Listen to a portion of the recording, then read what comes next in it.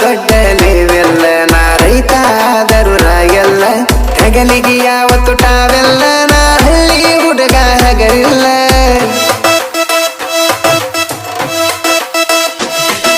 ಮೆರಿಯಾಕಂತನ ಹುಟ್ಟೇನ ಅದಕ್ಕಾಗಿ ಒಂದು ಹುಲಿ ಕಟ್ಟೇನ ಎಲ್ಲರೂ ಟ್ರ್ಯಾಕ್ಟರ್ ಅಂತಾರ ನಾ ಅದಕ್ಕ ಟೈಗರ್ ಅಂತೇನ ಹಾರಣ ಬಡದರ ಹಾದಿಗೆ ಬಾರ ಹರಿಗಾಡಾಕ ಹೋಗುನು